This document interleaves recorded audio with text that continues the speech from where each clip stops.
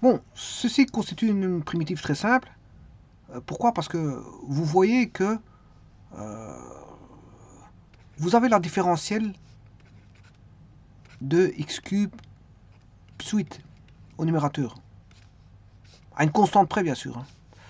La racine carrée de x cube plus 8. Alors ça fera 3x carré. Hein, 3x carré. On n'obtient pas 4x carré. On obtient 3x carré. Donc, pour obtenir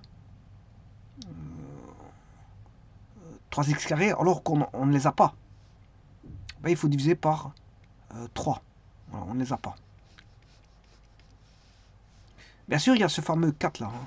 Voilà, donc, ce qui veut dire que là, vous allez primitiver 4 tiers de primitive de différentiel de x cube plus 8 sur racine carrée de x cube plus 8. Donc en vérité, c'est comme si j'avais posé u égale x cube plus 8. Différentiel de u égale 3x carré.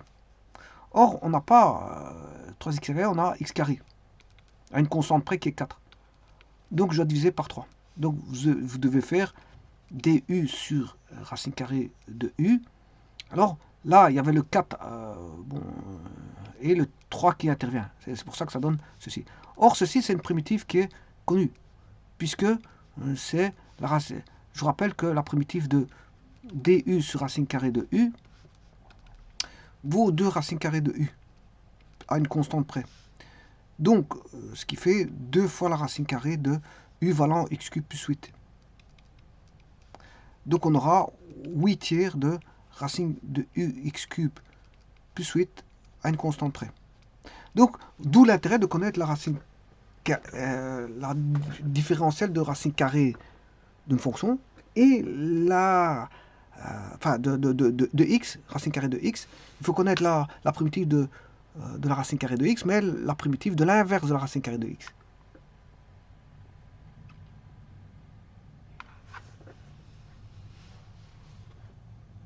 Alors, je peux différencier ceci, 8 tiers.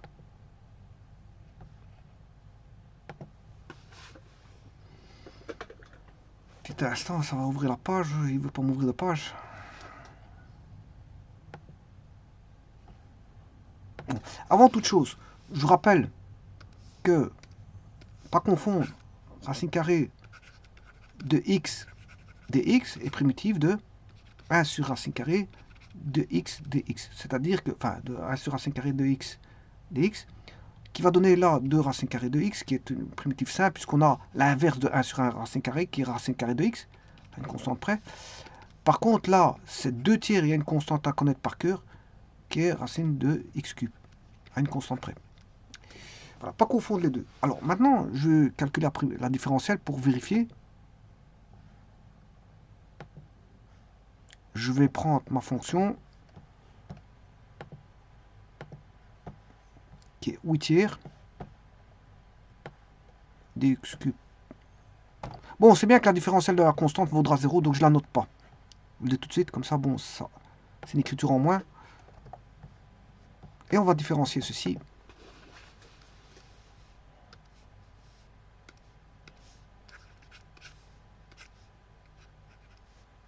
Alors, ça fait 8 tiers de la différentielle de racine de x cube plus 8. Et ce qui fait 1 demi racine carrée de x cube plus 8. Voilà. Parce que je vous rappelle que x cube, c'est exposant 1 demi. Ça, c'est exposant.